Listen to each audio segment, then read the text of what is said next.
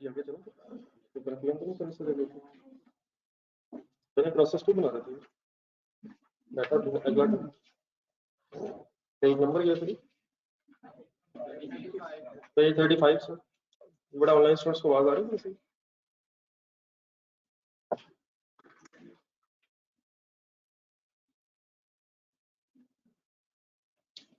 ये प्रोसेस 2 बड़ा बना रहे थे इस क्वेश्चन को शुरू करेंगे इसे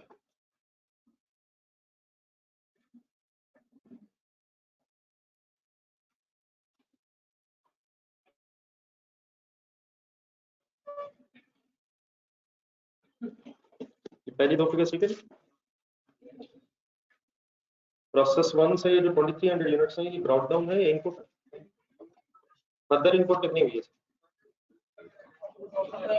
बाकी ढूंढे सर लेबर ओवरहेड्स वगैरह ढूंढना लिखना शुरू कर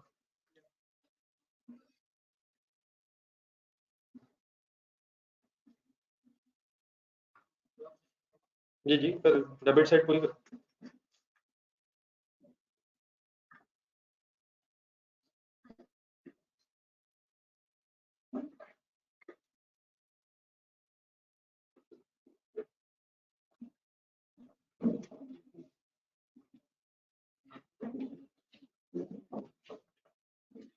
प्रोसेस प्लांट टाइम आईडी होगा आईडी शुरू आईडी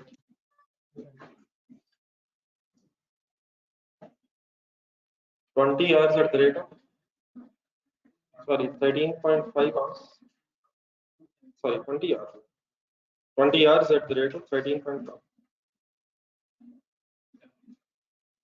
270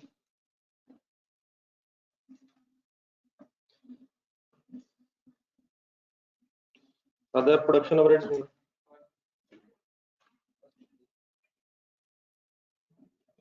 इसकी एलोकेशन हुई थी 84 divided by 204 into 357 147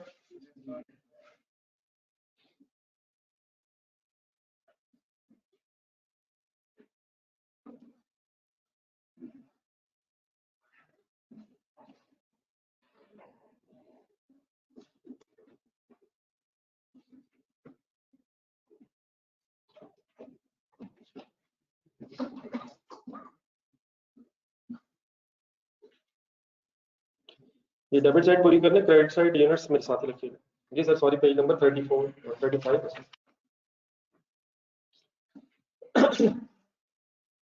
debit side पूरी करने क्रेडिट साइड के यूनिट्स कैसे लिखने हैं एक दफा दोबारा मेरे साथ सोचो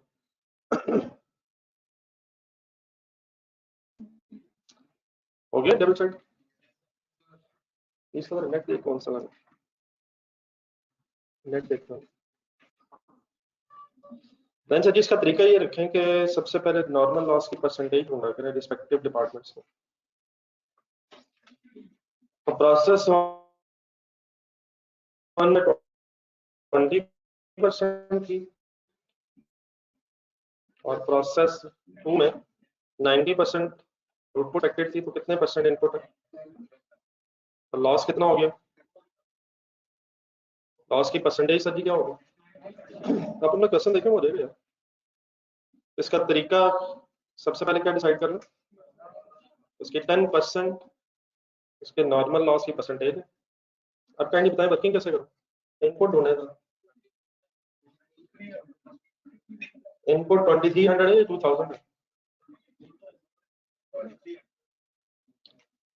सर क्वेश्चन साइलेंट है सर 2300 है 2000 है सर कुछ कह नहीं सकते सर अनडिसाइडेड है प्लीज कुछ कह सकते हैं सर जी एक मिनट दोबारा क्लोन निकालिएगा अपने आंसर में ढूंढे क्वेश्चन नंबर 5 क्लोन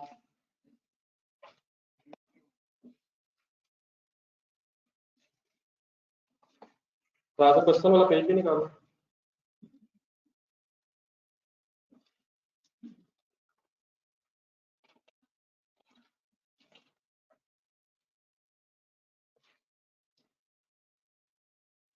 फिगर्स ढूंढ के बताएं उसमें डायग्राम देखें इनपुट कितनी है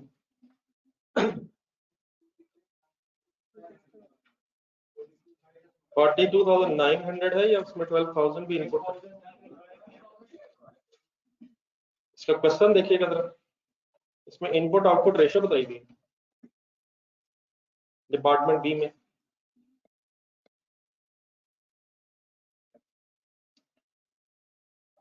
page number sir ji 18 sir. What is the input output ratio in department B? 100 against 96, तो कितने परसेंट लॉस एक्सपेक्टेड है? अपने 4% कैसे कैलकुलेट किया बच्चों? भी वहां भी इनपुट किसे लिया आपने? 42,900 को भी लिया और 12,000 भी, दोनों इनपुट बन गए। तो मल्टीप्लाइड बाय करके देखो जरा 4% और मल्टीप्लाइड बाय 96% करेंगे तो आउटपुट भी आ सकती है। ऐसे ही सर। तो what is the input here? 2,300 plus 2,000 and then multiply with 10%.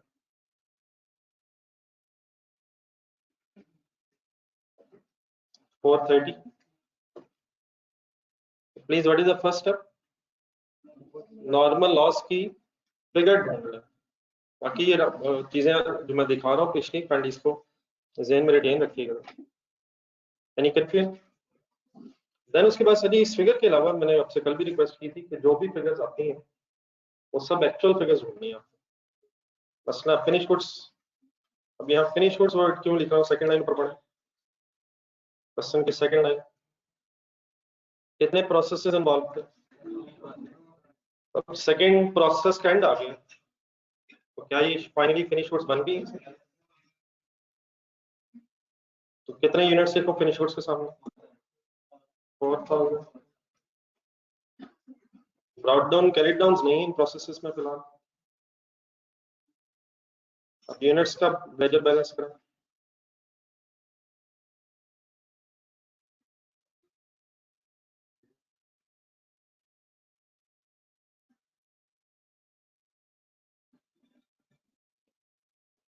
बेटा उसका पेज नंबर 35 है। इस तरह आप लोग बड़ा पढ़ना चाह रहे हैं, इस तरह तो मेरा ख्याल है बीए भी नहीं होता जिस तरह हम सीए करना चाहते हैं।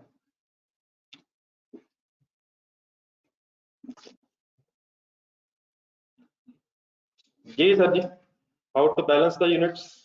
वही तरीका, डेबिट क्रेडिट साइड देखें। पहले कौन सी साइड पर टोटल लिखा जाएगा?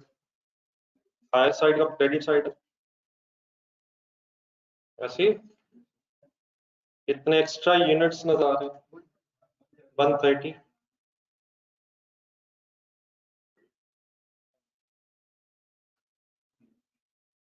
तो यूनिट्स को लिख के बैलेंसिंग फिगर अगर क्रेडिट कॉलम में तो अब नॉर्मल लॉस है, और अगर बैलेंसिंग फिगर डेबिट कॉलम में आ जाए तो अब नॉर्मल गेन है। बताएंगे एक्चुअल लॉस कितना? ना करें सर जी, ना करें, बस करें यार, कुछ तो कंसंट्रेट करें। What should be the actual loss?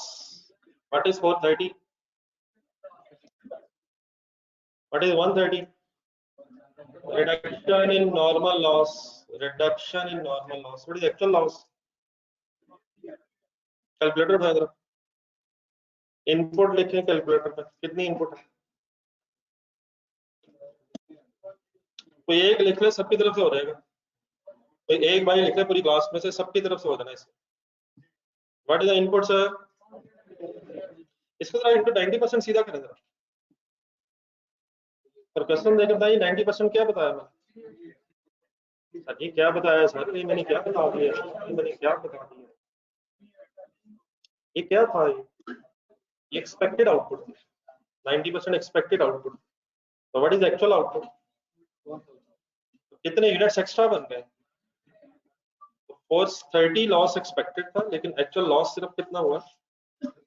300 units actual loss है। और कितने एक्स्ट्रा यूनिट्स बन गए? 130 एक्स्ट्रा यूनिट्स बन गए। It is reduction in normal loss. दोबारा लिखने से what is the meaning of normal gain? Reduction in normal loss.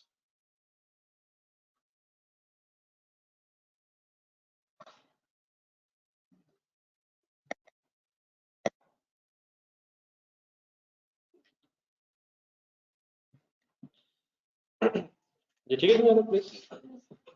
Sir उसके बाद फिर नेक्स्ट स्टेप ये होता है, दोबारा प्रोसेस अकाउंट देखते हैं। जब ये यूनिट्स आप बैलेंस कर लेंगे तो before any per unit working normal loss की रिकवरी वैल्यू ढूंढनी है।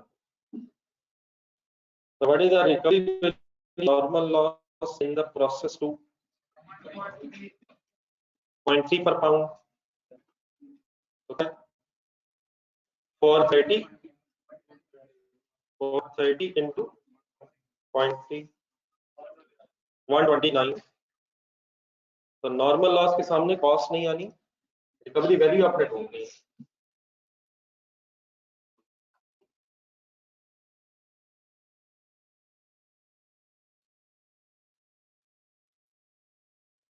अब फाइनली हमने अमाउंट ढूंढनी है फिनिश की। फिनिश गुड्स की अमाउंट टोटल कितनी है और नॉर्मल गेन की। तो इसके लिए क्या तरीका है, पर यूनिट की वर्किंग करना।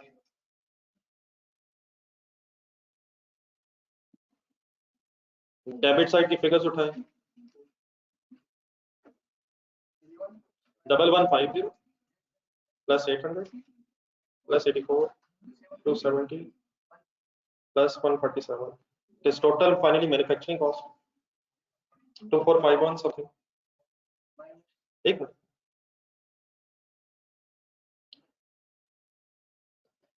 तो इनिशियली मैन्युफैक्चरिंग कॉस्ट आपको डेबिट साइड से मिलेगी, फिर रिकवरी वैल्यू का डिसीजन लें, क्रेडिट साइड से मिलेगा। इफ एनी रिकवरी वैल्यू आप लिख चुके होंगे इस वर्किंग से पहले। अब बेस बनवाए फाइनली आज। अब जिन यूनिट्स पे आपने कॉस्ट एलोकेट करनी बस वो उठाने, 4000 माइनस 130। ठीक है,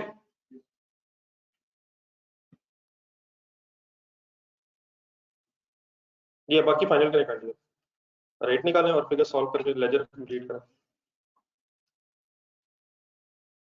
जो ऑनलाइन स्टूडेंट्स क्लियर है प्लीज।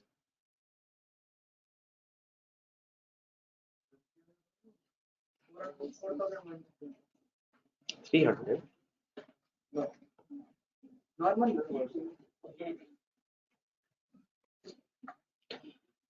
इन यूनिट्स को उठाना जिन यूनिट्स में अमाउंट आनी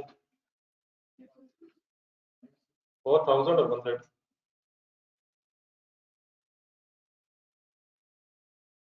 जी सर, आंसर आ गया आपके पास 0.6 per unit.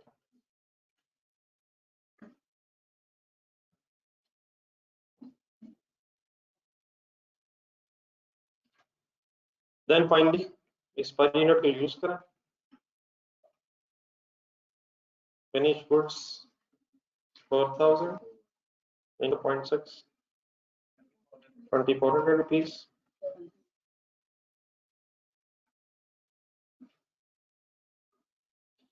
Then abnormal gain 130 into 0.6 78। Place करें फिगर्स।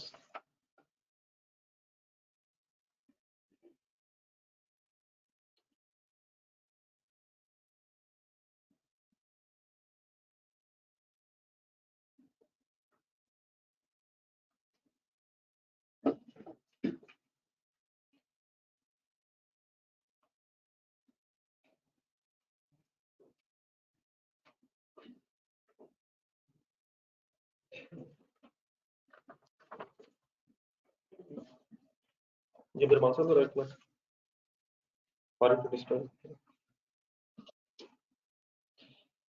ये सर टोटल कर सकते 2529।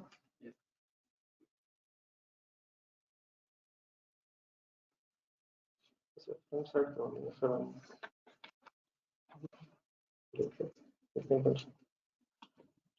सिर्फ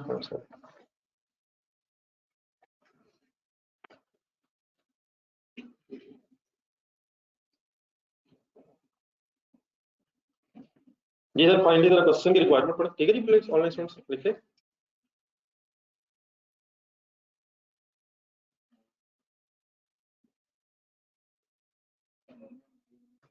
ये लॉस के अकाउंट्स और गेन्स के अकाउंट्स बनाना है, तो यहाँ तक नोट कर लिया सबने।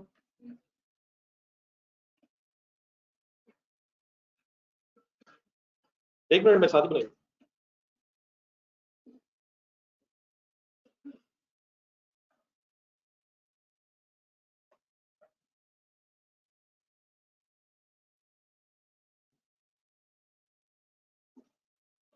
प्रोसेस वन एक नजर देखें जरा लॉसेस के एंगल से। प्रोसेस वन में कौन कौन सा लॉस है? नॉर्मल भी है और abnormal भी है। प्रोसेस टू देखें, नॉर्मल भी है और abnormal गेन। तो ये तीन लेजर्स बनेंगे। अच्छा, इसे इन जो लॉसेस के लेजर्स हैं या गेन्स के लेजर हैं, ये प्रोसेस वाइज नहीं बनाने आपने, ये पूरे क्वेश्चन में ओवरऑल बनेगा। मीन्स टू से जितने भी प्रोसेसेस हैं उन प्रोसेसेस के नॉर्मल abnormal लॉसेस एक ही लेजर में कंबाइन हो जाएंगे। तो तीन लेजर्स आपने खोलने हैं, normal loss account, abnormal loss account and then abnormal gain account. तो काइंडली जरा स्पेस रखें, तीन तीन चार चार लाइन, चार पांच लाइन लेजर्स के अंदर। शुरू करें।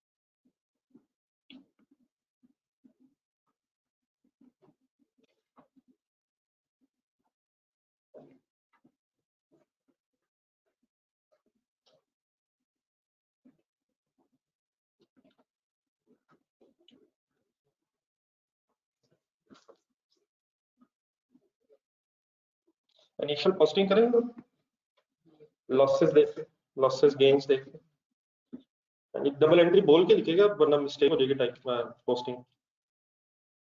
लेजर्स देखें, रेफरेंसेस लिखें।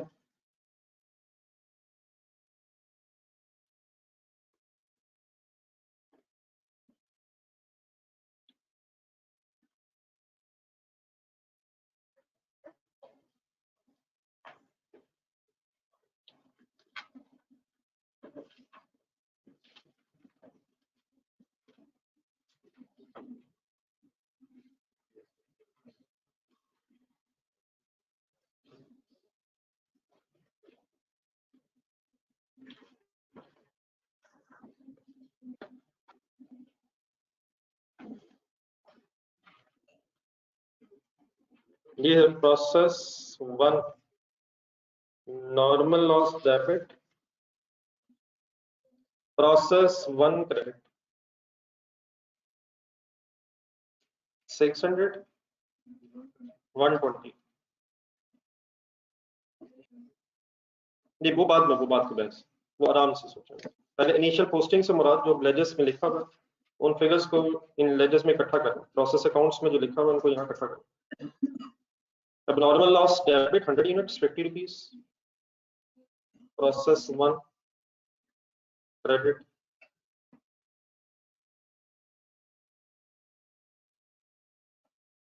then process 2 normal loss debit and process 2 credit 430 129 और then फिर गेन है process account debit, process account debit अब normal gain initially credit 130 and 78। तो 130 यूनिट्स एक्स्ट्रा बनने से 78 रुपीज का बेनिफिट हो गया।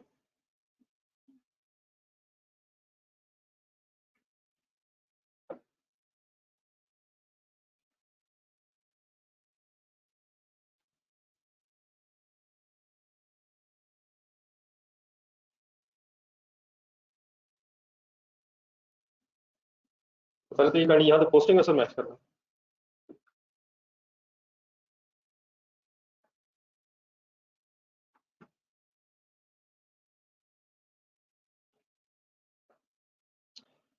ठीक है सर, बना दी। सॉरी आपसे सवाल पूछा सर, आइंदा नहीं पूछूंगा, आपके पास जवाब दे दो। माजरा सर डिस्टर्ब किया। देन सर ये दो लेजर्स पे फोकस करें, normal loss and abnormal loss, how to balance. देखना ज्यादा जरूरी है, समझना ज्यादा जरूरी, बाद में ऊपर लिख सकता है। क्वेश्चन का डाटा जरा सामने रखें। दो चीजें अब इसमें आपने देखनी होती है। प्रोसेस वन पहले फाइनल करते हैं। प्रोसेस वन में एक यूनिट कितने रुपीस का सेल हो रहा था, कितने रुपीस का सभी सेल हो रहा था, पॉइंट टू। अब अपना जरा एक मिनट प्रोसेस अकाउंट देखिएगा, प्रोसेस वन, प्रोसेस वन जरा क्वालिटी सामने रखिए। एक्चुअल लॉस बताएं जरा, प्रोसेस वन देख। Actual loss, actual loss, actual loss, actual loss, actual loss, actual loss. एक यूनिट की रिकवरी वैल्यू है 0.2 और एक्चुअल लॉस प्लीज कितना है 700। उसका एक ब्रेकअप क्या है, नॉर्मल एंड एब्नॉर्मल। लेकिन क्या वाकई लॉस 700 है? इट मींस नॉर्मल लॉस के ये 600 यूनिट्स भी बिकेंगे और एब्नॉर्मल लॉस के ये 100 यूनिट्स भी बिकेंगे। और आपको जो रिकवरी वैल्यू है जरा क्वेश्चन में देखें, वो वेस्टेज के एंगल से दी हुई है। ये समटाइम्स हो सकता है कि आपको रिकवरी वैल्यू नॉर्मल लॉस की डिफरेंट दी हो, अब नॉर्मल लॉस की डिफरेंट दी हो, लेकिन अगर क्वेश्चन में कोई इंफॉर्मेशन ना हो तो वी अज्यूम के जो लॉस की रिकवरी वैल्यू है वो दोनों लॉस पे एप्लीकेबल है। वैसे तो शायद वेस्टेज के कल भी वर्ड की बात हुई है। वेस्टेज मींस क्या है, लाइक लॉस है नहीं, मतलब वेस्टेज, जाया हो गई चीजें। तो किस किस नाम से जाया हो गई, नॉर्मल से भी और एब्नॉर्मल के नाम से भी। तो उनकी अब रिकवरी वैल्यूज का हमने ट्रीटमेंट करना। तो क्या वाकई प्रोसेस वन में लॉस वाले 600 यूनिट्स भी वेस्ट हुए और एबनॉर्मल लॉस वाले 100 यूनिट्स भी वेस्ट हुए हैं? ये बात इसलिए बड़ा इंपॉर्टेंट है कि अगर प्रोसेस टू देखें, प्रोसेस टू के एंगल से नॉर्मल लॉस में कितने यूनिट्स लिखे हैं, 430। अब प्रोसेस टू देखेंगे, कितना ले जाए प्रोसेस टू का, what is actual loss, it means 430 नहीं बिक सकेंगे, 300 बिकेंगे। तो किस लेजर में ये प्रॉब्लम आएगा जिसमें गेन हुआ करेगा, वहां पर हमें एक्चुअल यूनिट्स का सही आइडिया होना चाहिए। तो आज पहले वन फाइनल करेंगे। जब नॉर्मल लॉस के 600 यूनिट्स बिकेंगे तो डबल एंट्री हो जाएगी, cash debit and normal loss credit 600। और क्या इसके अगेंस्ट 120 है, तो 120 डेबिट साइड पे भी क्या है, डेबिट साइड में भी क्या है sir, recovery value, recovery value पे ना देखना। तो ये जिन प्रोसेसेस में नॉर्मल गेन नहीं होगा उन प्रोसेसेस के एंगल से तो ये ledger as it is balance हो जाएगा, जिससे हमारा पहले हो जाता था। यहाँ तक लिखा है।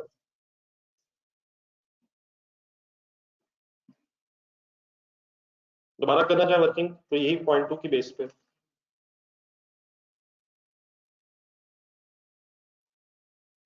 ये ठीक है बेटा ऑनलाइन स्टूडेंट्स?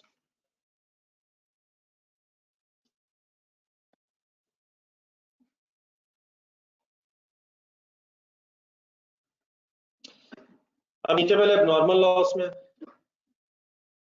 किस डिपार्टमेंट का नॉर्मल लॉस है, इस डिपार्टमेंट का नॉर्मल लॉस है। डेबिट साइड पे जो 50 अमाउंट आ रही है, ये रिकवरी वैल्यू आ रही है या कॉस्ट आ रही है? लेकिन अब हम क्या लिखने लगे हैं, इन 100 यूनिट्स की रिकवरी वैल्यू कैसे कैलकुलेट करो, मल्टीप्लाइड बाय 0.2 करो या 3 करो? प्रोसेसेस के डिफरेंट रिकवरी वैल्यूज है तो into 2। What is answer, 20। What is 20 and what is 50? तो 50 कॉस्ट है, 20 रिकवरी वैल्यू है, नेट लॉस एंड में कैलकुलेट कर लेंगे। ठीक है,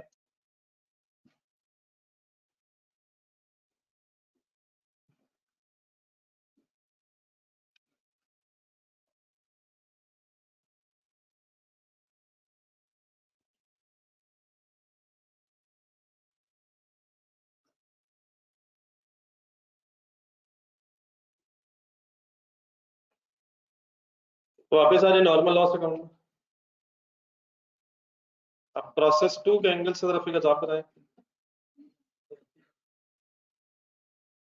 प्रोसेस 2 के एंगल से बताएं कितने यूनिट्स को बेच के कैश मिलेगा। 430 यार, 430 अगेंस्ट मिलना था, लेकिन एक्चुअली कितना लॉस हुआ? तो 300 units multiplied by recovery value process 2 कितनी है? 0.3, तो 0.3 मींस 90, 90 जेन रख के डबल एंट्री बोले। Cash account debit and normal loss account credit. तो ये वाले दोनों फिगर्स मैच क्यों नहीं कर रही आपस में?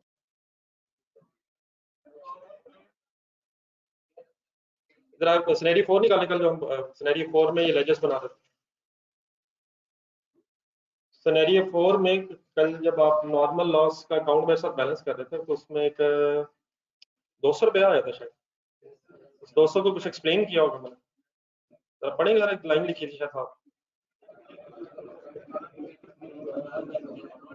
तो इस केस में आप गौर से देखें बोर्ड पे, हम प्रोसेस 1 के एंगल से तो देखें तो लेजर बैलेंस है हमारा 600 600 120 120। तो ये लेजर में डिफरेंस सिर्फ किस वजह से है? प्रोसेस 2 की वजह से, जिसमें नॉर्मल गेन है। तब डिफरेंस अगर नहीं इसका तो 130 यूनिट्स का आता है कैलकुलेट करना, और 39 रुपीज का डिफरेंस आता है। तो वहां 200 था, वहां ये 39 है। This is the recovery value that can not be earned because of abnormal gain. मतलब 130 लिखे यूनिट्स जरा कैलकुलेटर पर, 130 into 0.3 करें, तो ये 130 यूनिट्स की वो रिकवरी वैल्यू है जो हम अर्न नहीं कर सके because of the abnormal gain. ठीक है, यकीन अब नॉर्मल गेन की वजह से बेनिफिट भी हुआ हुआ 78। लेकिन याद है कुछ फाइनली फिर क्या किया इसका?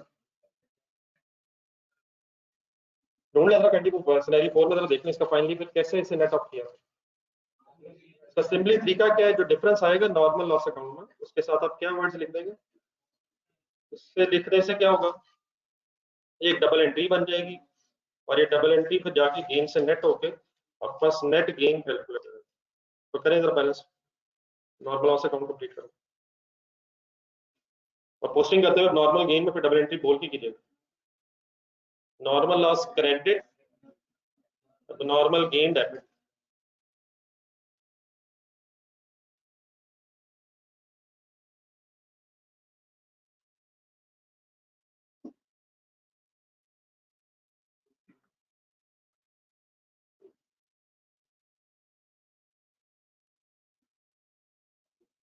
ओके प्लीज कर लिया करेंगे अब। चलें बस अब लेजेस बैलेंस करने रहेंगे।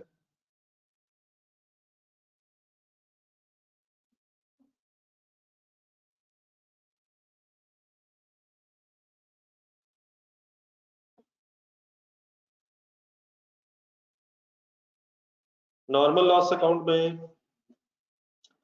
1030 1030 249 249।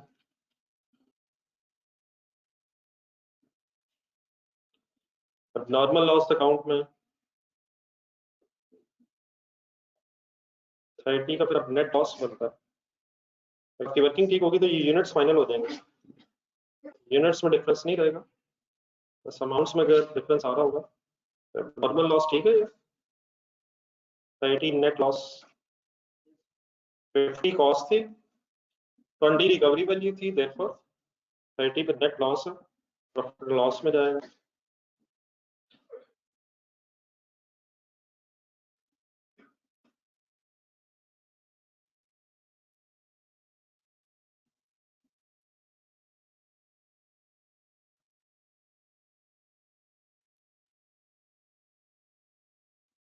इसमें भी नेट 39 का डिफरेंस आता है, तो नेट गेन नॉर्मल लॉस में, सॉरी नॉर्मल गेन में नेट गेन है, फिर फाइनल 78 गेन की वजह से बेनिफिट मिला, और 39 रिकवरी वैल्यू ना मिलने से नुकसान हुआ, उस लॉस की रिकवरी वैल्यू ना मिलने से, तो नेट गेन पे रह गए 39।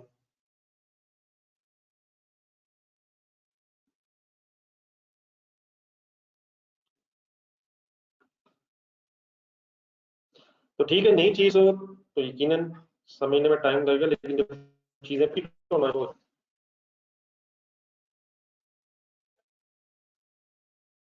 काइंडली आपकी कोशिश होनी चाहिए। इसमें कोई अब नई चीज तो नहीं प्लीज, जो सिनेरियो 4 में डिस्कस हुआ था वही सारी चीजें भी हैं।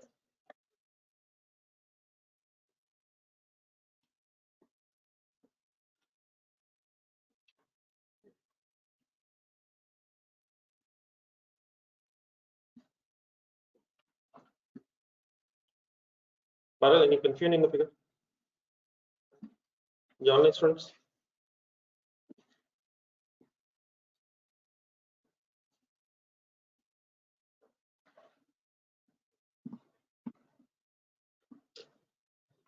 जी फाइनली इसमें नेट लॉस कितना, नॉर्मल लॉस में नेट लॉस कितना, नॉर्मल गेन में नेट गेन कितना है। अब एक तरीका ये भी हो सकता है कि इनको आपस में नेट ऑफ कर दे रहा है, तो दोनों गेन्स लॉसेस आ जाना है, लेकिन इसे फर्दर अब नेट करने की जरूरत नहीं है, ये दोनों फिगर्स आपस में इनकम स्टेटमेंट में जब जाएंगी ऑटोमेटिकली नेट हो जाएंगी। लेकिन समझने के लिए सिर्फ हम कह सकते हैं कि 39 नेट गेन और 30 net loss, in other words overall फिर 9 का नेट गेन होगी, लेकिन उसकी कोई एंट्री बनाने की जरूरत नहीं है, बस वैसे ही लिखो।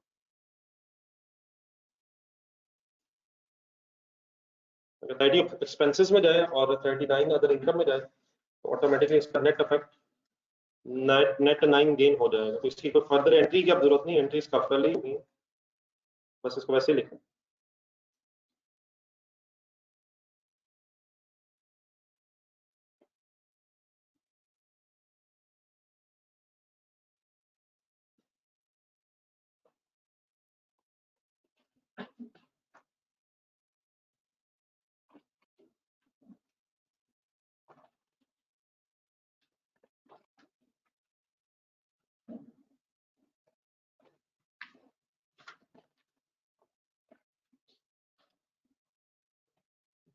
ठीक है जी, नोटेड है। एक नया पेज होना चाहिए।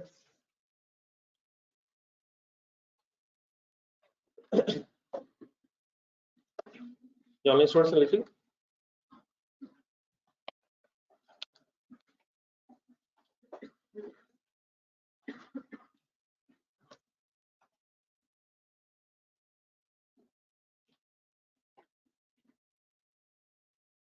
ये सर प्रेम सर जो आपने कहा ये आप यही बड़ा आपने कल लिखा था, ठीक है।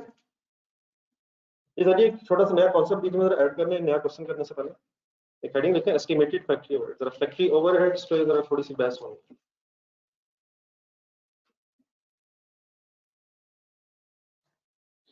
समटाइम्स फैक्ट्री ओवरहेड्स को एस्टिमेट करके रिकॉर्ड करना पड़ता है।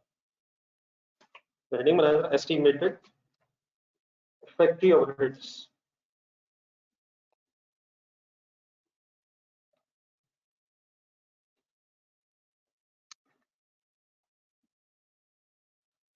फैक्ट्री ओवरहेड्स की चंद एक एग्जांपल्स बोलते हैं सर। पानी जरी सुस्ती खत्म करें, हिम्मत करें यार। फैक्ट्री ओवरहेड्स का लेजर जरा ज़हन में लाएं, फैक्ट्री ओवरहेड्स का जरा लेजर ज़हन में लाएं। इस साइड पे ये अमाउंट होंगे जो आप बोल रहे हैं। अब इस बात को समझने के लिए जो मैंने हेडिंग बनाई, एक स्टोरी सी बना लें अपना बिजनेस समझते हैं, तो एक सिनेरियो से मैंने क्रिएट करना, साथ साथ में लिखते रहेंगे। सपोज आपकी एक फैक्ट्री है, suppose a factory is producing,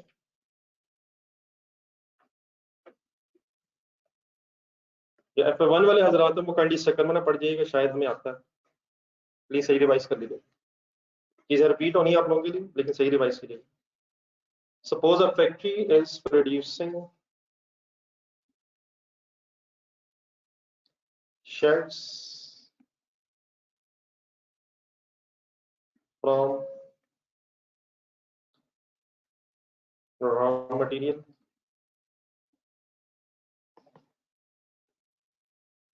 cloth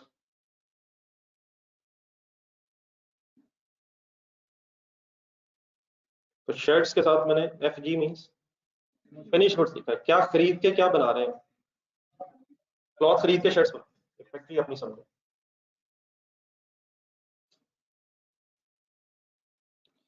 next line में लिखते हैं the business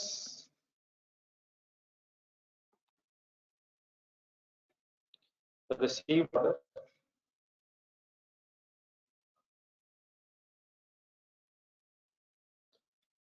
10 shirts for example from a customer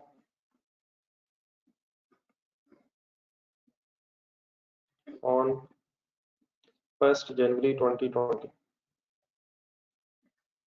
which is suppose the beginning of the accounting period.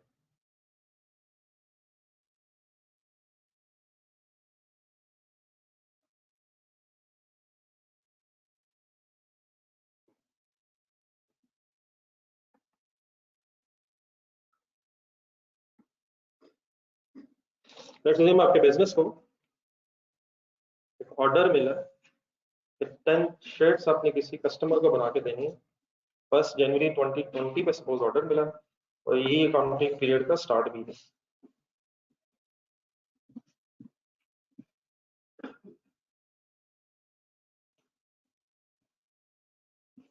ये लिखिए। अब सर जी अपना बिजनेस समझे, अगर आपको ऑर्डर मिला तो क्या होगा? आप इन शर्ट्स की मैन्युफैक्चरिंग करें, कहाँ काम करवाएंगे? फैक्ट्री में काम करवाएंगे। फैक्ट्री में किस एरिया में काम करवाएंगे? प्रोडक्शन डिपार्टमेंट में जहाँ मशीनें लगी होंगी, एम्प्लॉइज बैठे होंगे, कपड़ा मंगवाएंगे, कटिंग वगैरह होगी, उसकी स्टिचिंग होगी, पैकिंग वगैरह होगी, शर्ट्स बना दो। अब ये काम जो मैंने बोले हैं कि ये कर लेंगे वो कर लेंगे, ये तो प्रोडक्शन डिपार्टमेंट वाले करेंगे।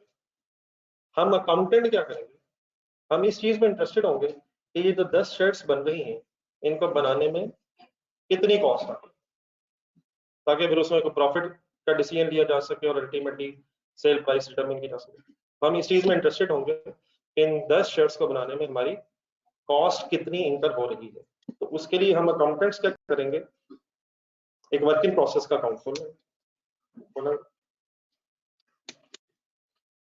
अगर हमें ये देखना है कि चीजों को बनाने में कितनी कॉस्ट आई है तो हम किस किस को प्लस कर लेंगे? मटेरियल, लेबर, ओवरहेड्स कॉस्ट को प्लस कर लेंगे इन 10 शर्ट से रिलेटेड, तो हमारे पास टोटल खर्चा आ जाएगा। तो इस काम के लिए हम क्या करेंगे, एक वर्क इन प्रोसेस अकाउंट खोलेंगे। और वर्क इन प्रोसेस अकाउंट को ही हमने पिछले 2-3 दिनों से क्या नाम दे दिया, शुरू कर दिया, एक प्रोसेस अकाउंट खोल लेंगे। एक लेजर बना लो। मैंने जो डेट लिखी है उसके मुताबिक ब्रॉड डाउन होगा इन शर्ट्स के एंगल से। ब्रॉड डाउन, ये हमें ऑर्डर मिला beginning of the year, brought down कब होता? अगर पिछले पीरियड में काम मिला होता, कुछ काम हो गया होता, कुछ लेकिन कंप्लीट ना हुआ होता, तो वो closing work in process brought down बनता। लेकिन क्या इस पे काम इसी पीरियड में शुरू होगा? तो ब्रॉड डाउन 0 क्या होता नहीं है नहीं? क्यों नहीं है? क्योंकि काम अभी शुरू करना। ये ठीक है सर?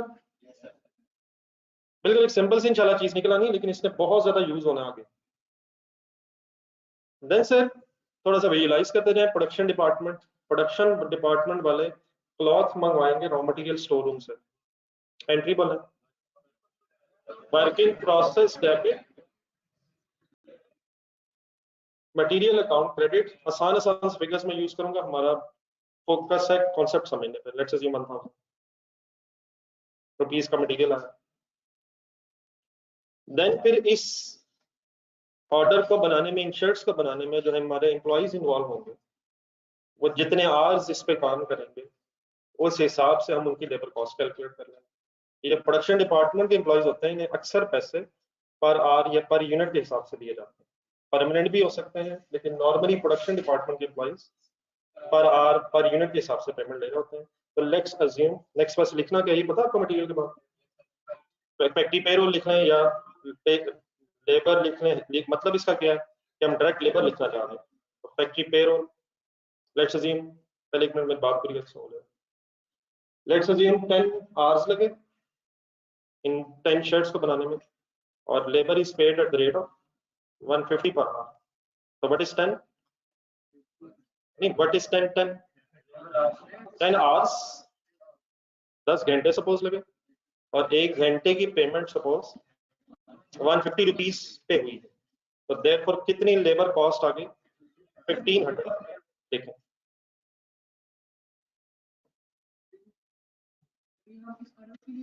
जी डेफिनेटली इस वक्त हम इस ऑर्डर की बहस कर रहे हैं। अब अगर दूसरा ऑर्डर आएगा उसकी वर्किंग, तीसरा, चौथा, 500, 600, 700, 800, 900 ऑर्डर वाइज वर्किंग होनी चाहिए। वी शुड बी इंटरेस्टेड कि हर ऑर्डर को से के लिए कितने कॉस्ट आएंगे, और पीरियड एंड पे एक कंबाइंड लेजर बना देंगे ताकि टोटल कॉस्ट को पता चल जाए, इन सब को प्लस करके।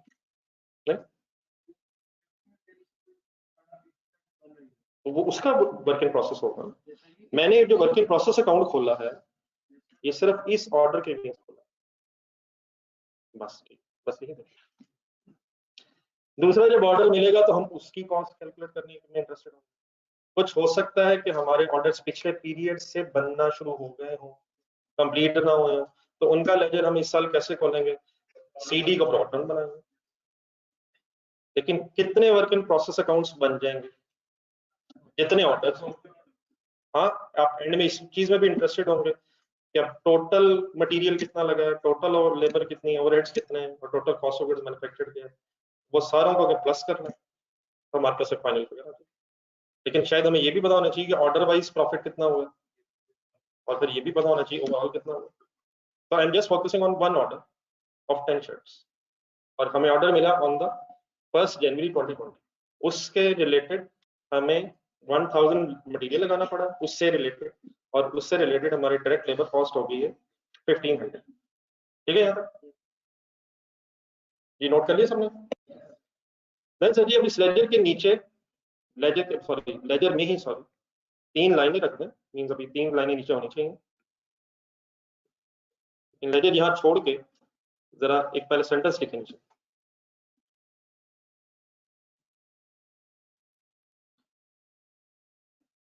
ऑन 3 जनवरी,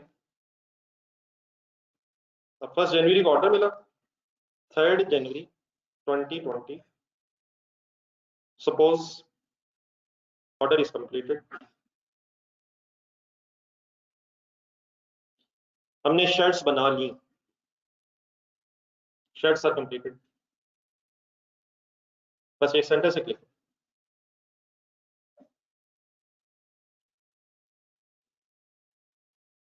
अब मैंने 1 जनवरी डेट लिखी है और 3 लिखी है, तो अब डेफिनेटली इन दिनों में 24-24 घंटे भी हैं, लेकिन होपफुली और ऑर्डर्स भी चल रहे होंगे। इस ऑर्डर से रिलेटेड बस 10 आवर्स लगे, तो इन डेट से कहीं कंफ्यूज ना कीजिएगा। इन दिनों में, इन 2-3 दिनों में हमारे एम्प्लॉइज ने 10 आवर्स लगा के इन शर्ट्स को कंप्लीट कर दिया। ठीक है, अब जरा दोबारा लेकर देखें वर्किंग प्रोसेस पर। मटीरियल हमने लिख लिया जो स्टोर रूम से मंगवाया, लेबर हमने लिख ली जो हमने एम्प्लॉइज को पैसे दिए। अब इसमें एक और चीज भी आएगी तभी टोटल कॉस्ट पता चलेगी। उस चीज का नाम क्या है, फैक्ट्री ओवरहेड्स, या फैक्ट्री ओवरहेड्स भी आने।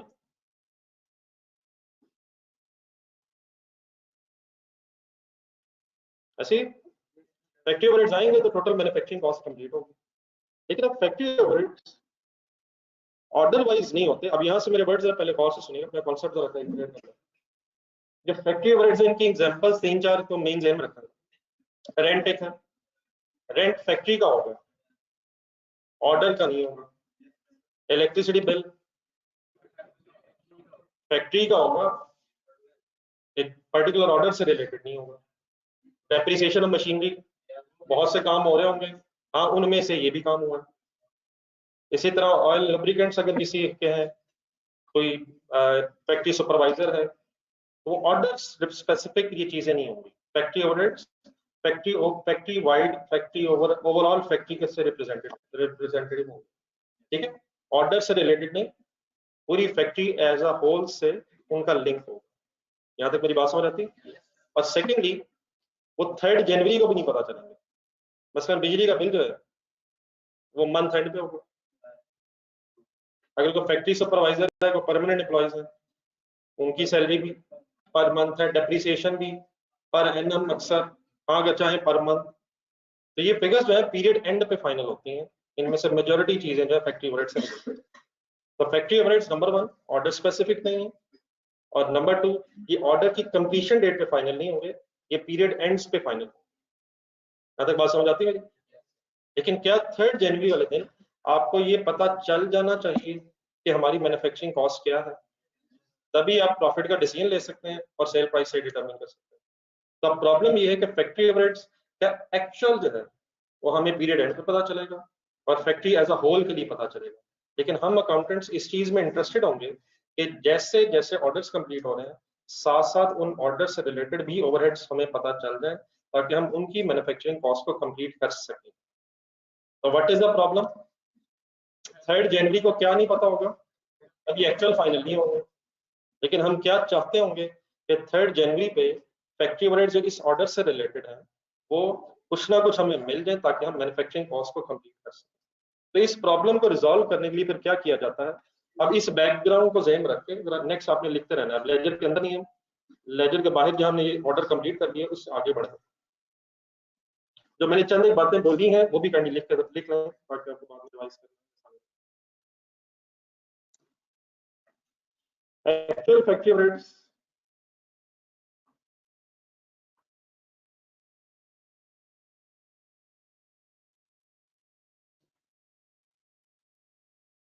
will be finalized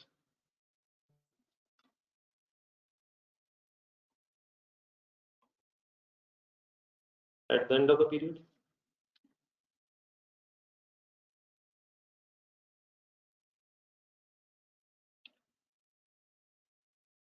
Actual factory overheads will be finalized at the end of the period. अब यहाँ तक ठीक है? ये बात यहाँ तक सबको समझ आ गई? कोई कंफ्यूजन इसमें?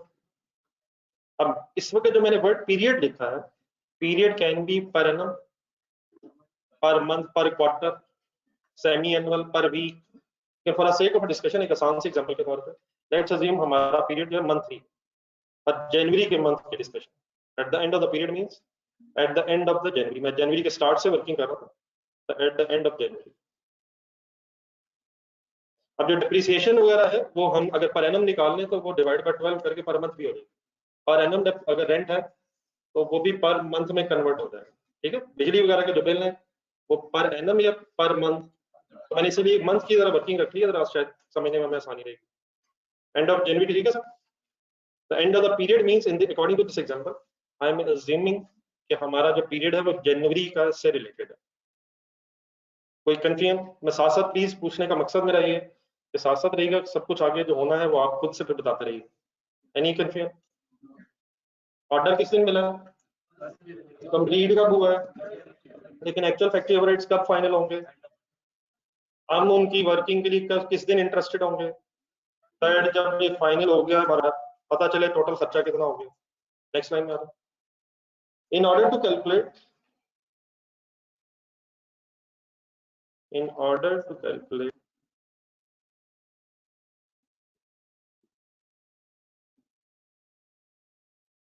the amount of factory overheads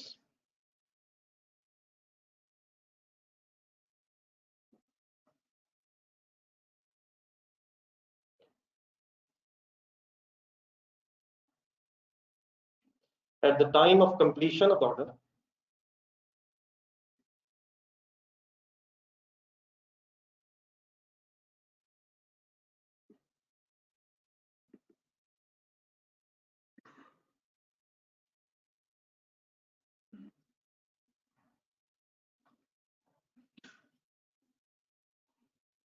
we calculate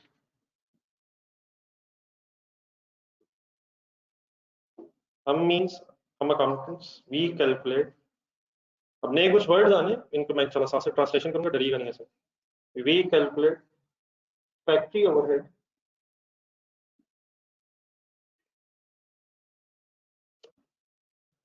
absorption rate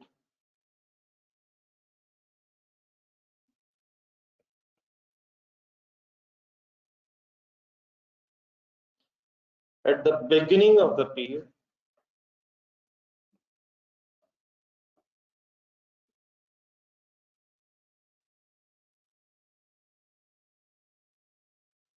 we calculate factory overhead absorption rate at the beginning of the period to be used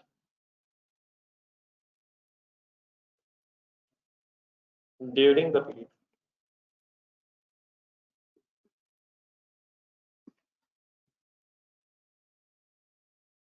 as follows।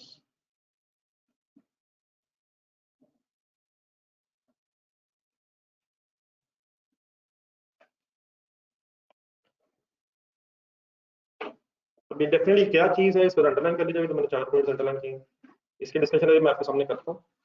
आपसे इस तरफ रिक्वेस्ट है, ये जो हमने लिखा है इसकी जरा ट्रांसलेशन अपने ज़हन में बना लें।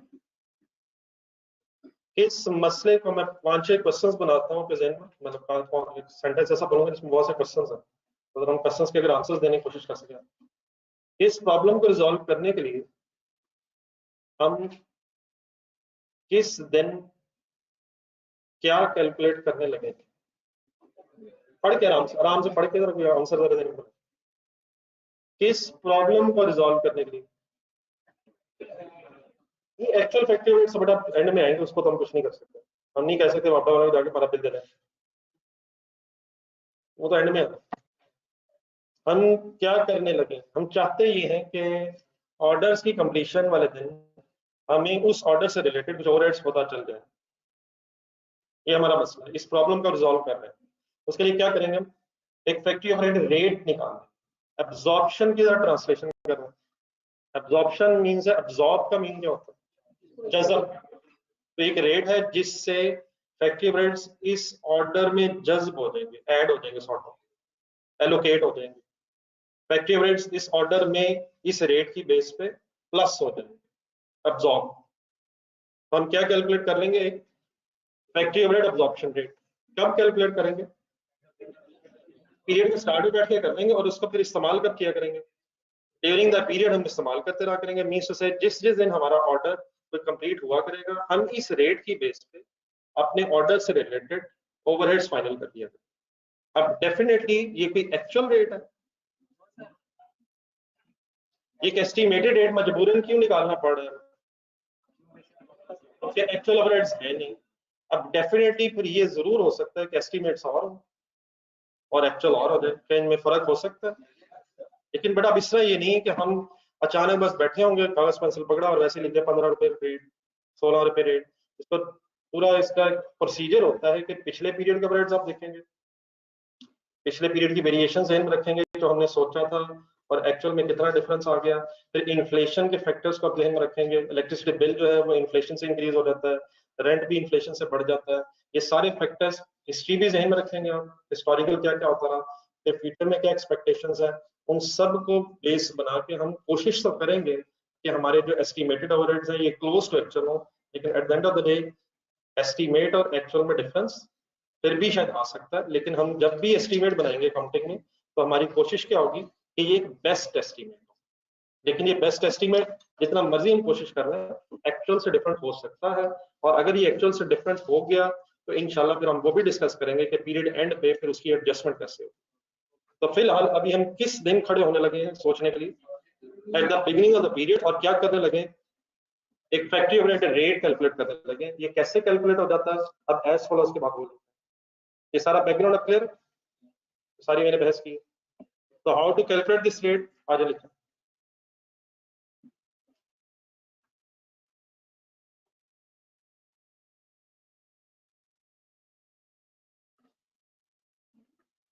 जी सर, अब एक मिनट मैं पहले वर्ड्स लिखता हूँ। तरीका सर ये इस तरह से होता है कि हम अपने पीरियड के फैक्ट्री ओवरहेड्स एस्टिमेट कर लें। तो हमारा इसका पीरियड जनवरी है, तो चंद एक नाम जरूर बोल के रखें जहन में, ताकि बार बार जब मैं ये वर्ड यूज करूँ आपको इसका मीनिंग सही समय जहन में रहे। बस हम क्या क्या हम एस्टिमेट कर लेंगे? एस्टिमेटेड फैक्ट्री ओवरहेड्स मींस हम क्या क्या एस्टिमेट कर चुके होंगे? Rent, insurance, depreciation, repair and maintenance, electricity bill वगैरह हमने 1 जनवरी वाले दिन बिजनेस स्टार्ट होने से पहले एक एस्टिमेट कर। लेट्स अज्यूम कि हमारा एस्टिमेट ये था कि नेक्स्ट मंथ के 40,000 फैक्ट्री ओवरहेड्स होंगे। फिगर्स आए मुझे में क्या चीज अज्यूम की 40 में। देन सर फिर इसको ना किसी अप्रोप्रिएट बेस पे डिवाइड करके एक रेट निकाल लिया जाता है। तो अप्रोप्रिएट बेस से मेरी मुराद क्या है? ये बहुत सी बेसिस हो सकती हैं, लेकिन अप्रोप्रिएट बेस जो नॉर्मली आप देखेंगे वो ये होता है, इन ओवरहेड्स का फिर लिंक कर लिया जाता है एस्टिमेटेड लेबर आवर्स से या एस्टिमेटेड डायरेक्ट लेबर आवर्स से। ये मैंने क्या वर्ड बोले इसके लिए? मैंने क्या वर्ड बोल के ये लिखा? एक बेस डिफाइन की जाती है। बेस किसे करते हैं? जिससे आप डिवाइड कर सकते हैं। तो नॉर्मल अभी आपके लेवल पे बेस क्या होती है? एस्टिमेटेड डायरेक्ट लेबर आवर्स, लेकिन ये मशीन आवर्स भी हो सकते हैं। ये यूनिट्स भी हो सकते हैं, तो बेस बहुत सारी हो सकती हैं, लेकिन आज हम इनिशियली कौन सी बेस ले रहे हैं? मतलब इसका क्या हुआ कि जैसे ही हम एस्टिमेट कर लेंगे फैक्ट्री यूनिट, साथ ही हम ये भी एस्टिमेट करेंगे कि जनवरी के महीने में अप्रोक्सीमेटली कितने लेबर आवर्स हमारे एम्प्लॉइज काम करेंगे। इज इट एक्चुअल और एस्टिमेटेड? मतलब जितने भी हमें ऑर्डर्स मिलेंगे अप्रोक्सीमेटली, उन पे हमारी एक्सपेक्टेशन क्या है कि कितने आवर्स काम होगा, वो हम एस्टिमेट कर लेंगे। Let's assume it is estimated 1000 hours employ काम करेंगे इस जनवरी के महीने में। Is it actual? तो यहाँ से एक मिनट, let me finish my words. 40,000 divide by 1, एक मिनट कीजिए। और नहीं सर, 40,000 divide by 1000, please calculator allowed है यकीन। What is 40? और 40 रेट तो है, what is 40? 40 rupees factory overheads पर पर मैंने डिवाइड किससे किया है? अगर मैं मशीन आवर से डिवाइड करता तो पर मशीन आवर, यूनिट से डिवाइड करता पर यूनिट, लेकिन मैंने किससे डिवाइड किया है? तो पर लेबर आवर। इसका मीनिंग ये होगा, इसका मीनिंग ये होगा कि हमारी वर्किंग ये कहती है कि अगर लेबर का 1 घंटा इस्तेमाल होगा, लेबर का 1 घंटा इस्तेमाल होगा, तो उसमें हमारे ओवरहेड्स एस्टिमेटेड बेसिस पे कितने होंगे? 40 रुपीज होंगे। अब लिखिए।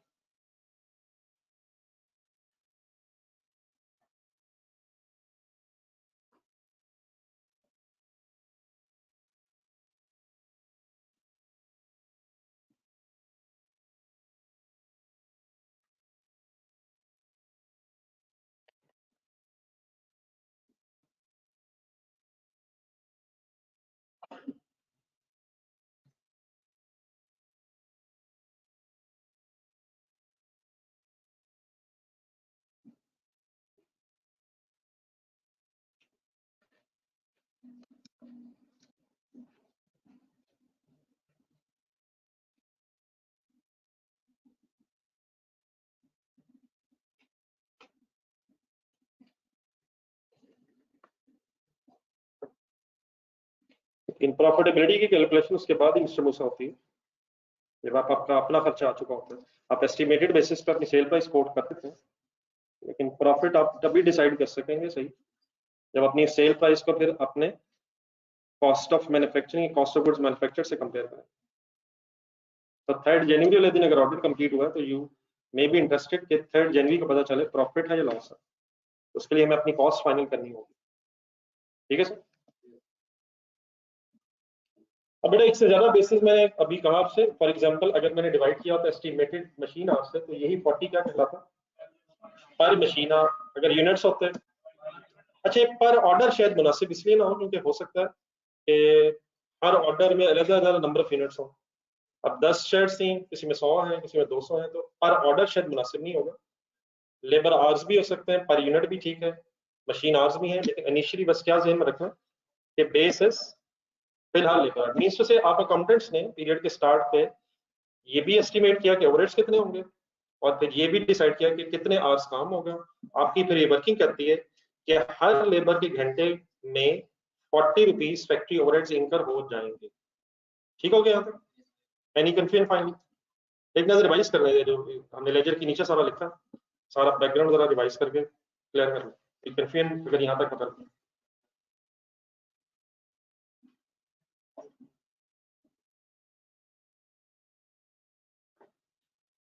बेटा उस वक्त एस्टिमेटेड प्रॉफिट्स होते हैं, एक्चुअल तभी पता चलेगा जब आपके खर्चे फाइनल हो जाएंगे।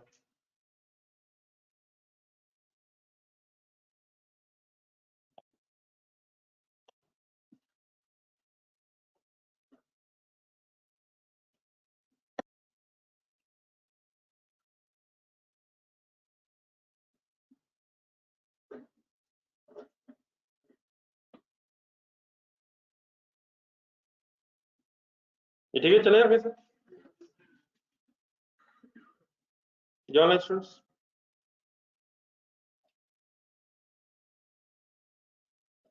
देन सर ये 40 अब जेन में रखें और काइंडली वापस आ जाए तो लेजर बना।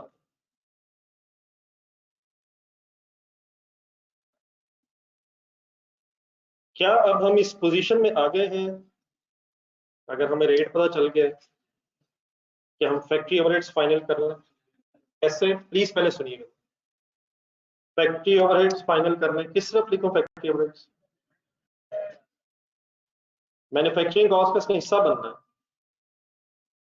अब आपसे रिक्वेस्ट है 40 देखें गौर से, मैंने 40 को यूज करना है। कैसे यूज करो? अब ये 40 जो है लेबर आवर्स की बेस पे कैलकुलेट हुआ, तो इस ऑर्डर पे कितने आवर्स लगे? 10 आवर्स। चीजें मिक्स नहीं होनी चाहिए। ऊपर जो मैंने लिखा है ब्रैकेट में 10 आवर्स इंटू 150, ये 150 क्या है? ये वो पैसे हैं जो एम्प्लॉइज घर ले जाएंगे। और ये जो मैं 40 लिख रहा हूँ ये क्या है? ये वो बिजली फ्यूल वगैरह का खर्चा है, डेप्रिसिएशन का खर्चा है, जो हर उस घंटे में होगा जिस घंटे में एम्प्लॉय काम करेगा। एम्प्लॉय काम करेंगे तो एम्प्लॉइज अपने पैसे भी लेंगे और उसी टाइम पीरियड में ओवरहेड्स भी करूंगे। तो 10 आवर्स लिए मैंने, लेकिन अब मल्टीप्लाइड बाय 40 पर आवर। क्या ये 10 एक्चुअल आवर्स है? क्या ये 10 एक्चुअल आवर्स है सर? ये 10 एक्चुअल आवर्स है, लेकिन ये 40 क्या है? इट मीन अगर किसी और ऑर्डर पे 100 आवर्स काम हुआ तो 100 इंटू 40, 200 घंटे काम हुआ, 200 इंटू 40, तो ये 40 कब तक यूज होता रहेगा? पूरे पीरियड में यूज होता रहेगा जब तक पीरियड एंड ना आ जाए। फिर हम पीरियड एंड में देखेंगे कि क्या हमारी ये जो वर्किंग की बेस पे ओवरहेड्स है ये एक्चुअल से डिफरेंट तो नहीं हो गए। तो फिलहाल ये मैंने 10 इंटू 40 किया, ये क्या है? Actual hours multiplied by factory overhead absorption rate based on labour hours. Answer बताएं। What is this 400? Is it actual factory overheads? नहीं मतलब इसमें ना एस्टिमेटेड भी वर्ड ठीक है चले, लेकिन इस एस्टिमेटेड का जरा ब्रेकअप देखें ब्रैकेट में।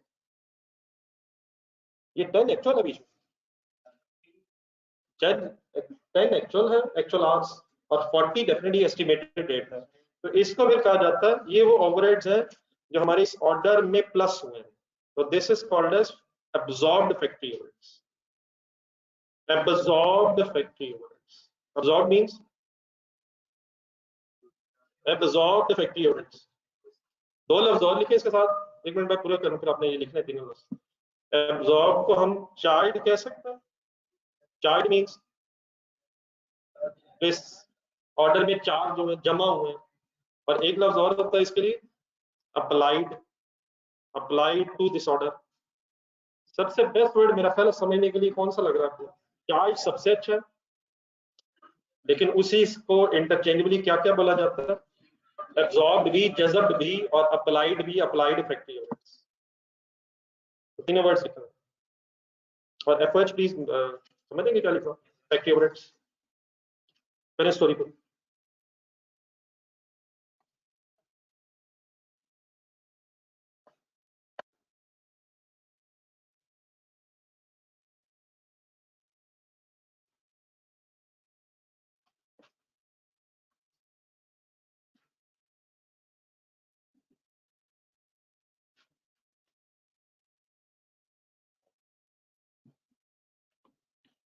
जिस ऑर्डर पे जितने जितने आवर्स लगते जाएंगे उन आवर्स को हम इस 40 से मल्टीप्लाई करके, जो डेफिनेटली एस्टिमेटेड रेट है, हम क्या कैलकुलेट करते जाएंगे?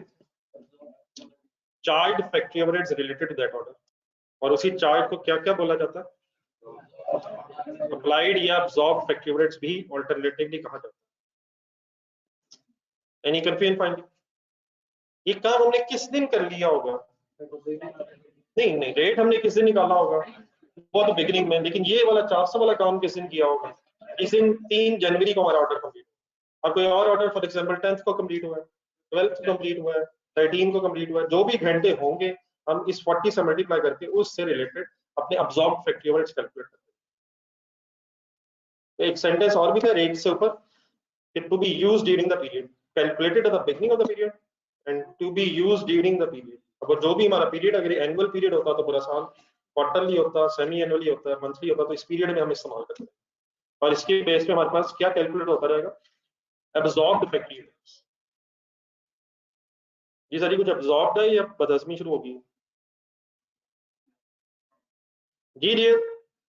अगर ये ऑर्डर कंप्लीट हो गया तो आपको पता है फिर इसका सीडी अब नहीं होगा। तो सर ये तो बता दें यार, ये ऑर्डर पूरा हो गया सर, इस पे क्या क्या लगा? मटीरियल लेबर ओवरहेड्स लग के ऑर्डर अलहमदुलिल्लाह थर्ड को कंप्लीट है। No CD at the end of the period. Ledger balance करके देखें।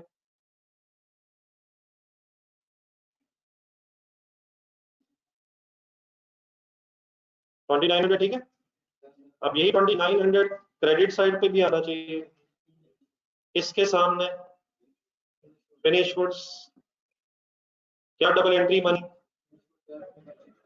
Finish goods debit, work in process process account credit, we are assuming just एक प्रोसेस है। 2900 का डेबिट साइड पे नाम क्या है? Manufacturing cost. डेबिट साइड में नाम मैन्युफैक्चरिंग कॉस्ट है, लेकिन ब्रॉट डाउन और carry down work in process ना होने की वजह से फाइनली यही 2900 क्या बन गया? कॉस्ट ऑफ गुड्स मैन्युफैक्चर्ड है।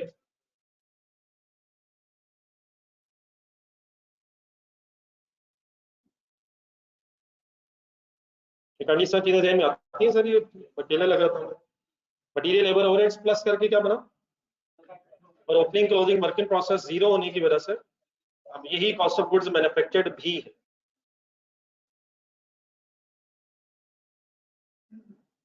चले आगे। देन सर ये जो 400 हमने लिखा है, इसकी जरा एक अकाउंटिंग एंट्री बोल रहे हैं। ना ना सर, ना ना, process account debit and factory overheads account credit. तो आगे जहां पे आपने रेट डाला था, अब एक फैक्ट्री ओवरहेड का लेजर निकाल।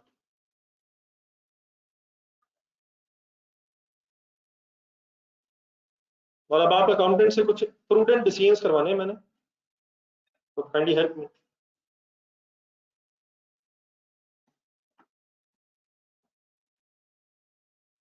फैक्ट्री ओवरहेड्स,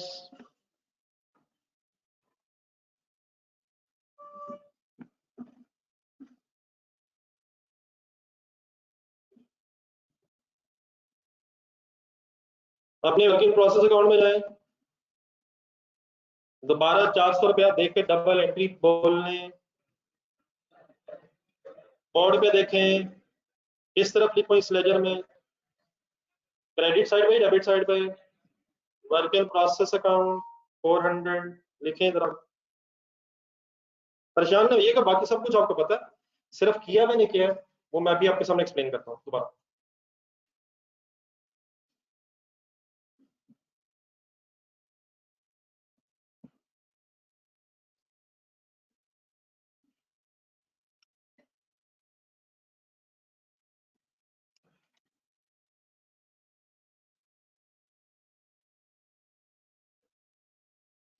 ये लिखिए।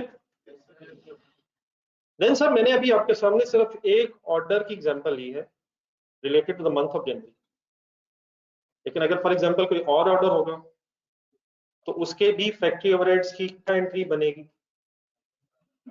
Work in process account debit और फैक्ट्री ओवरहेड्स क्रेडिट। ये अब्सॉर्ब्ड फैक्ट्री ओवरहेड इस तरह, क्या मैं कह सकता हूँ कि वर्क इन प्रोसेस अकाउंट के रेफरेंस से एक्यूमुलेट होते चले जाएंगे during the period on the credit side of the factory overhead account.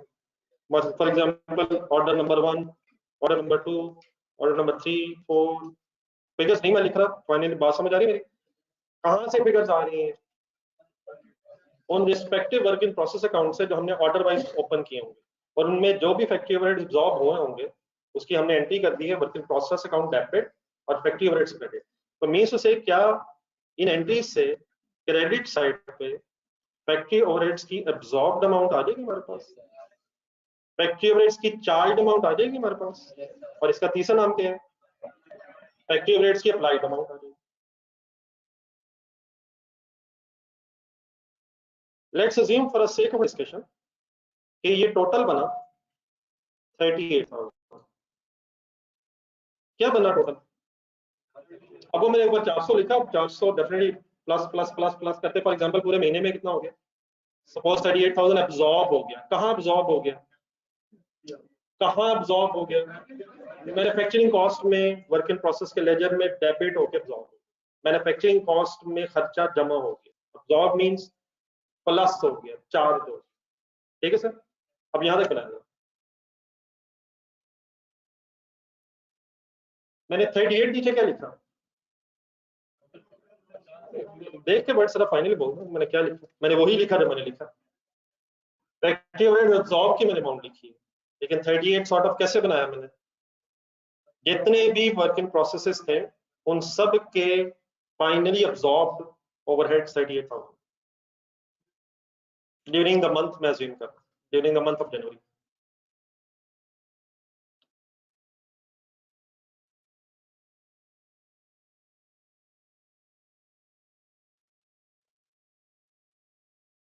तो पूरे महीने में हम अकाउंटेंट्स कौन सी एंट्री करते रहे? सॉरी बोल रहा हूँ प्लीज, अगर ये बातें क्लियर हो जाएंगी अभी तो इंशाल्लाह आगे बड़ी आसानी रहेगी, लेकिन इस वक्त इसे मायूसी में कन्वर्ट ना कर दीजिएगा। वर्क इन प्रोसेस डेबिट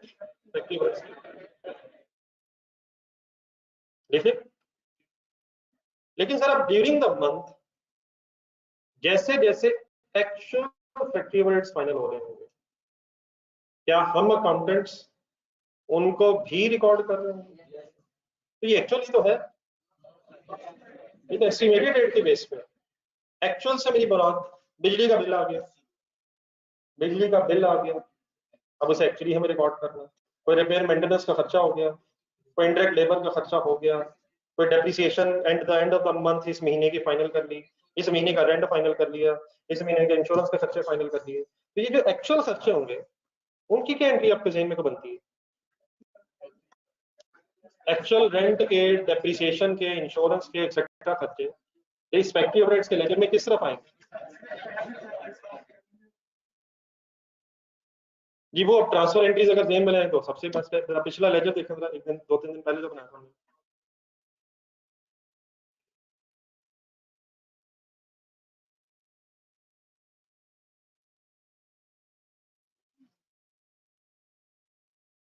कुछ दिन पहले एक फैक्ट्री ओवरहेड का अकाउंट बनाया था हमने, उसमें डेबिट साइड पे देखें फैक्ट्री पेरोल लिखा हुआ था, ये क्या था? Interact labour, interact labour, factory overhead debit, factory payroll credit. अगली एंट्रीज देखें, factory overhead debit, rent credit, ये क्या था? ये क्या था? ये रेंट डेबिट हुआ था, वहां से ट्रांसफर एंट्रीज हुई थी, क्या ये एक्चुअल फिगर्स थी? डेप्रिसिएशन की एंट्री लिखी हुई है शायद, यूटिलिटीज की लिखी हुई है, तो ये सब कुछ डेबिट साइड पे क्या है?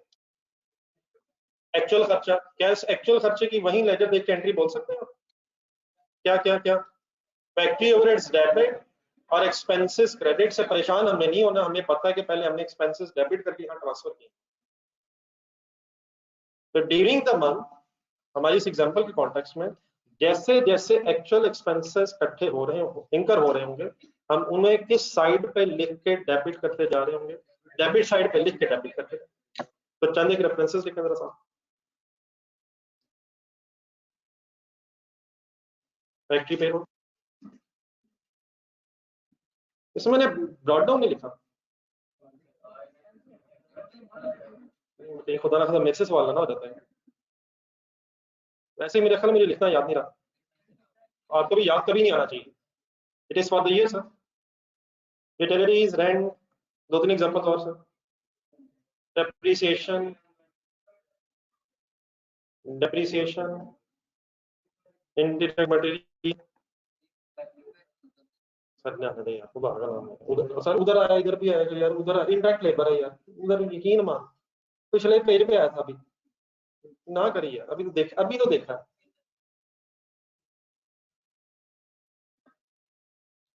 इंश्योरेंस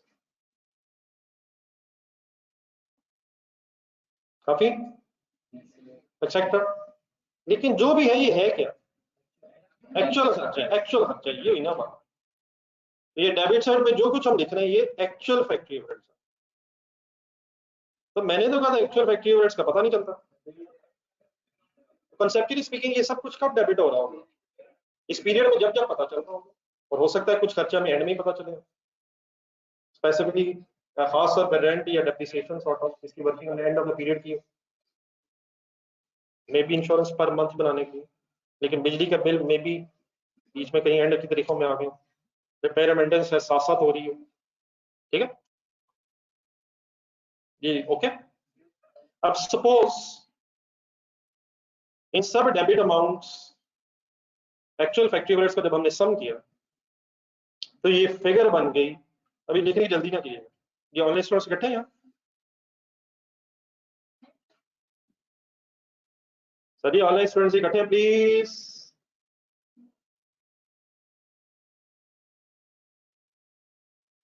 अब बेसिकली ये जो आखिरी का स्टेप मैं कर रहा हूँ, इस वक्त मैं कंसेप्चुअली स्पीकिंग पीरियड एंड पे खड़ा हूँ।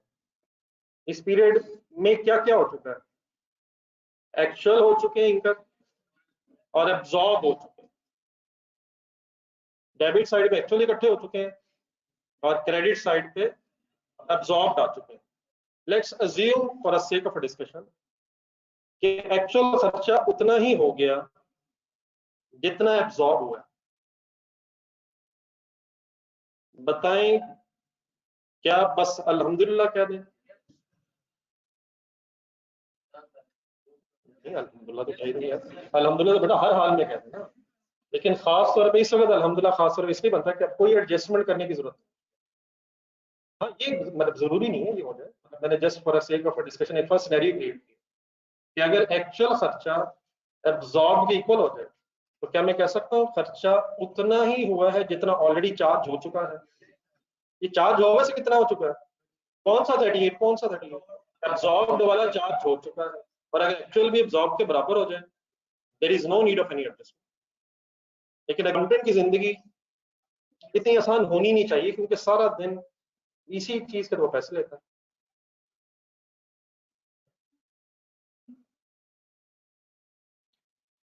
तो डिफरेंट भी हो सकती है। लेकिन अगर ये ऐसे हो जाए, कैसे हो जाए जरा बोले क्या हुआ? Actually is more than absorb. तो क्या 3000 बना लेंगे? 3000 फर्दर चार्ज होना चाहिए। कितना चार्ज हो चुका सर? 41 चार्ज नहीं हो चुका है सर। ये चार्ज किस गरीब का नाम है? एब्जॉर्ब का। Absorb 38। How much has been charge? How much is actually incurred? कितना और चार्ज होना चाहिए? क्या ये अंडर चार्ज सिचुएशन है? इसे अंडर अब्जॉर्ब भी बोला जा सकता है और अंडर अप्लाइड भी बोला जा सकता है। और अगर ऐसी सिचुएशन हो जाए, सर हो तो फॉर एग्जाम्पल 36, नहीं इस तरह एकदम जम ना भरा करें। What is the charge? ये क्लियर रखें, चार्ज वो absorb. How much is actual? So 2000 will then be called as overcharged, overabsorbed, या overapplied, which needs to be deducted from the expenses. इस एंगल से सोचें जरा, कितना चार्ज कर चुके हैं? एक्चुअल खर्चा कितना? अब देखिए जितना एक्चुअल है फाइनली एक्सपेंस तो ये रिकॉर्ड होना चाहिए। तो क्या ज्यादा चार्ज हो चुका है? तो ज्यादा अगर चार्ज हो चुका है तो इसे रिवर्स करना चाहिए। और अगर कम चार्ज हुआ है तो और चार्ज करना चाहिए। तो हम इस बेस पे जरा वर्किंग कर लेते हैं। ये 41 क्या लिखा मैंने? एक्चुअल का सम। 38 क्या लिखा मैंने? मेरी जरा लेजर बैलेंस करवाएं। आपने लिखा एक बैठा जाएगी, कुछ भी नहीं है, बस एक मिनट। पहले किधर लिखो? क्रेडिट साइड पे। सर पहले किस तरफ टोटल लिखूं यार? डेबिट साइड पे।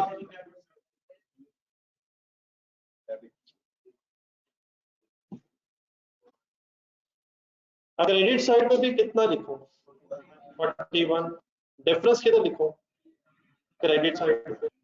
डिफरेंस का नाम क्या है? ठीक है, डेबिट बैलेंस है, ये डेबिट बैलेंस है, लेकिन ये डिफरेंस क्या बता रहा है? It is under charge. Under charge या अंडर अब्सॉर्ब। ये सोच रहे प्लीज, एक मिनट लिखने की जल्दी नहीं। Under applied. ये कम चार्ज है ज्यादा चार्ज है? और यार 41 चार्ज है, कमाल है यार। कितना चार्ज हुआ प्रोडक्शन में? प्रोडक्शन में वो वर्क इन प्रोसेस में कितना टोटल जमा हुआ है? 38। कितना होना चाहिए था? 3000। कम चार्ज है, अंडर चार्ज, जिसे और चार्ज होना चाहिए। अब यहाँ तक लिखे, बाद में इसका रेफरेंस क्या लिखना है वो आपसे पूछता हूँ।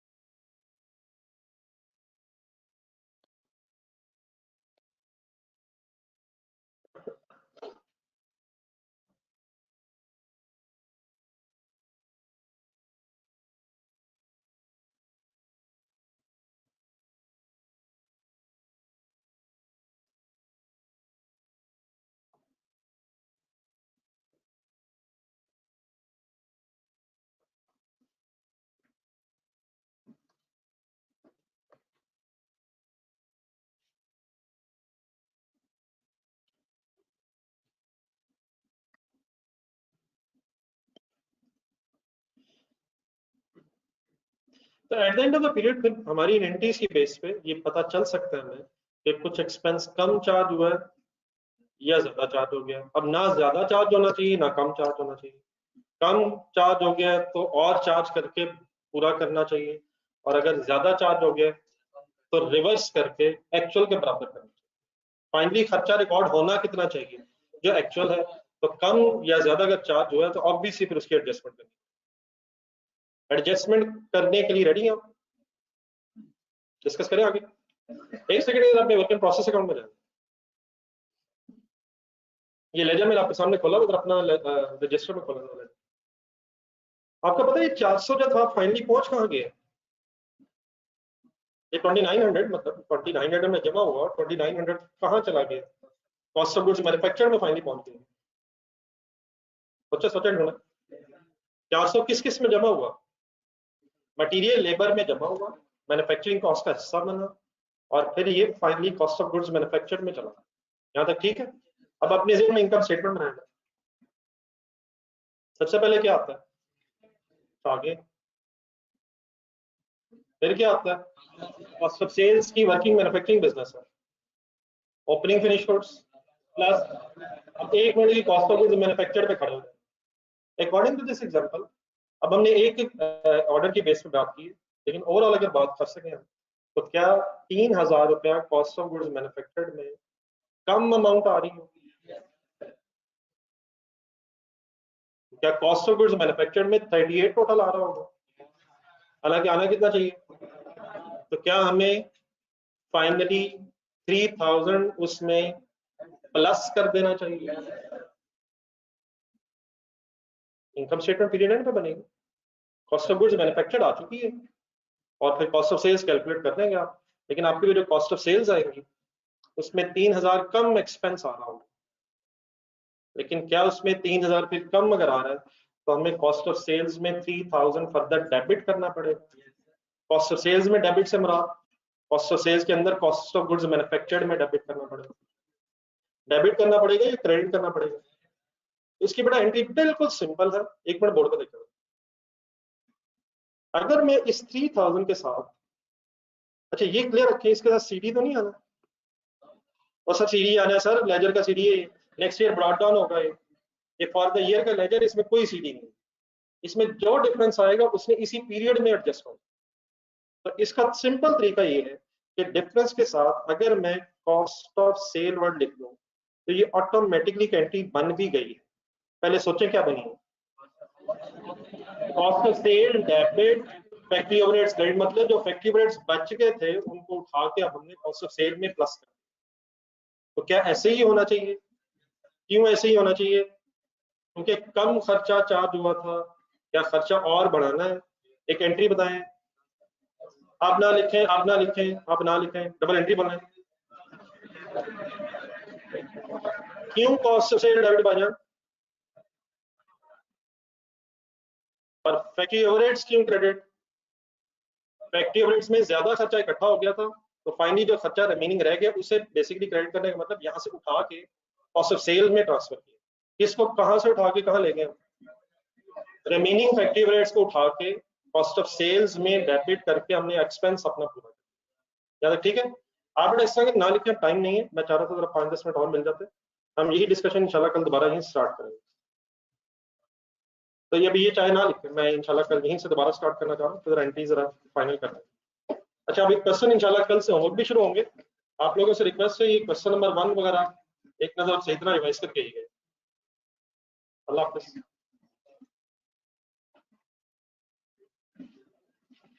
और बेटा वो पता चल गया, चल चुका है इंडिविजुअल 2900 इंडिविजुअल पता चल गया है।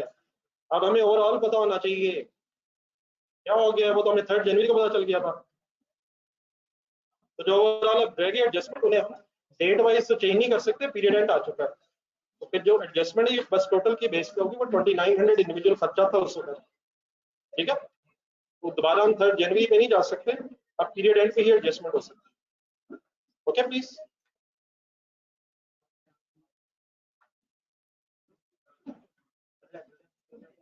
ये सॉरी काइंडली जरा एक मिनट जरा, सॉरी वो आपसे जरा ब्लड डोनेशन के हवाले से 2 मिनट बात करनी है और मुझे याद नहीं। वो जहां भी है वहीं बैठ। ओके जी, हमें